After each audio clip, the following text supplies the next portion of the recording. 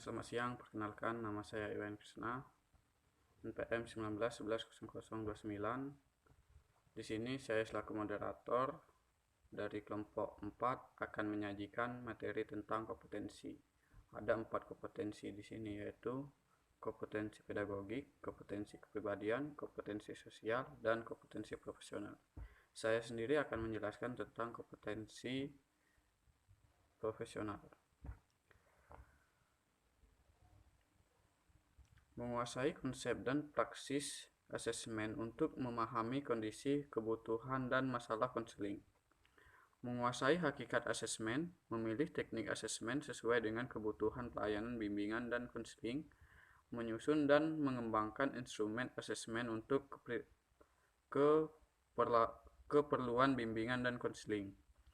Mengadministrasikan asesmen untuk mengungkapkan masalah-masalah konseling, memilih dan mengadministrasikan teknik asesmen mengungkapkan kemampuan dasar dan kecenderungan pribadi konseling, memilih dan mengadministrasikan instrumen untuk mengungkapkan kondisi aktual konseling berkaitan dengan lingkungan,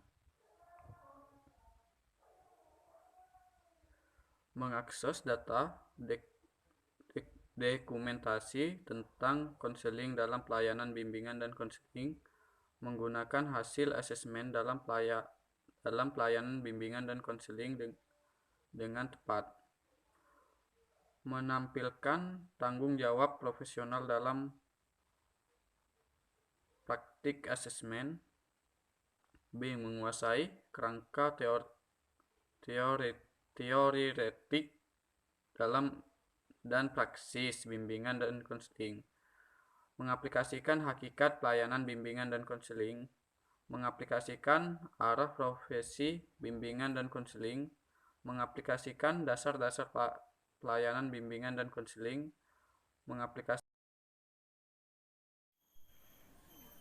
Baiklah, nama saya Nur Fitransyah, NPM 19110040.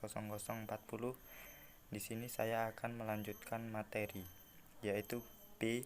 Menguasai kerangka teoretik dan praksis bimbingan dan konseling. Yang pertama, mengaplikasikan hakikat pelayanan bimbingan dan konseling. Yang kedua, mengaplikasikan arah profesi bimbingan dan konseling. Yang ketiga, mengaplikasikan dasar-dasar pelayanan bimbingan dan konseling. Yang keempat, mengaplikasikan pelayanan bimbingan dan konseling sesuai kondisi dan tuntunan wilayah. Yang kelima, mengaplikasikan pendekatan atau model atau jenis pelayanan dan kegiatan pendukung bimbingan dan konseling. Yang keenam, mengaplikasikan dalam praktik format pelayanan bimbingan dan konseling. Demikianlah dari saya. Materi selanjutnya akan dipaparkan oleh rekan saya. Terima kasih.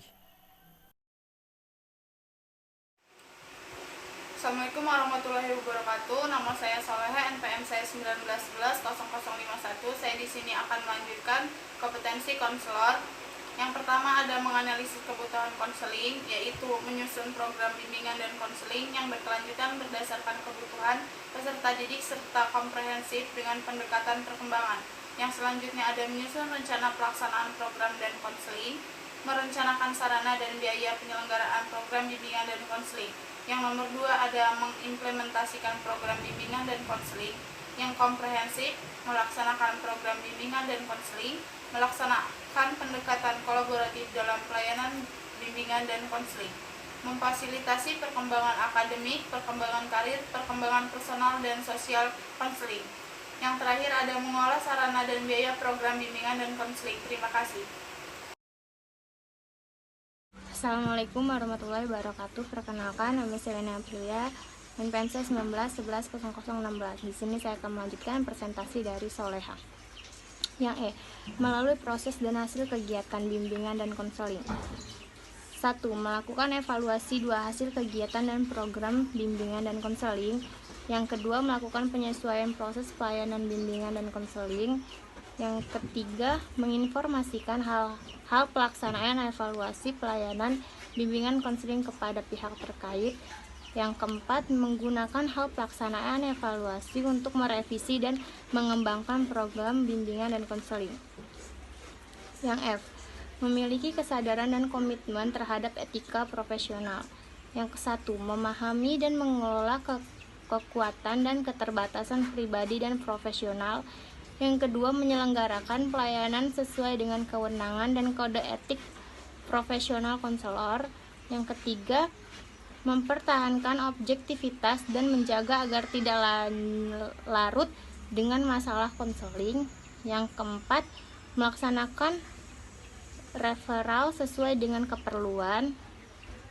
Yang kelima, peduli terhadap identitas profesional dan mengemban profesi. Yang keenam, mendahulukan kepentingan konseli daripada kepentingan konselor. Yang ketujuh, menjaga kerahasiaan konseli. Sekian presentasi dari saya.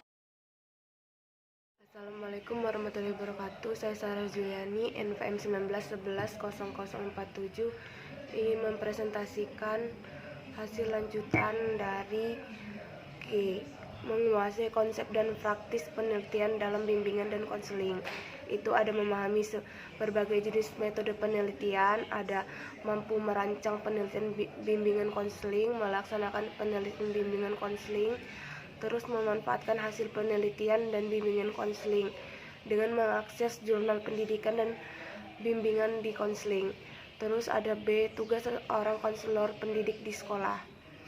Sebagai dengan ketentuan surat keputusan bersama Menteri Pendidikan dan Kebudayaan dan Kepala Badan Administrasi Kepegawaian nomor 0433/41/1993 dan nomor 25 tahun 1991 diharapkan pada setiap sekolah dan petugas pelaksanaan layanan bimbingan, yaitu guru bimbingan atau konselor, dengan rasio atau seorang guru pembimbing atau konselor untuk 150 orang siswa.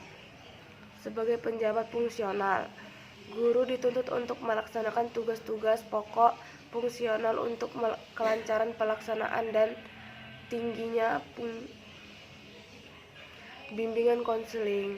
Dari segi pegawai jabatan dan tugas pokok, guru-guru yang melaksanakan kegiatan bimbingan konseling di sekolah diatur melalui sistem kredit. Dalam sistem kredit, segenap kegiatan pokok guru akan dinilai, diberikan angka kredit. Kementerian kegiatan yang dinilai, diberikan angka kredit itu sesuai dengan ancaman fungsional. Terus ada keahlian yang telah disanggupi atas penelitian dan pemberian angka kredit yang didasarkan kepada ketentuan tentang angka kredit yang telah diberikan. Menteri dan teknologi bimbingan konseling dilaksanakan di sekolah, diadministrasikan sedemikian rupa sehingga dapat dinilai dan diberikan angka kredit sebagai mestinya. Penelitian dan pemberian angka kredit diharapkan akan benar-benar mencerminkan tingginya mutu pelaksanaan kegiatan bimbingan dan konseling di sekolah. Lebih lanjut, kegiatan bimbingan konseling yang tinggi itu akan menyumbang secara signifikan kepada pengisian sistem pendidikan nasional. Sekian dari saya ucapkan terima kasih. Wassalamualaikum warahmatullahi wabarakatuh.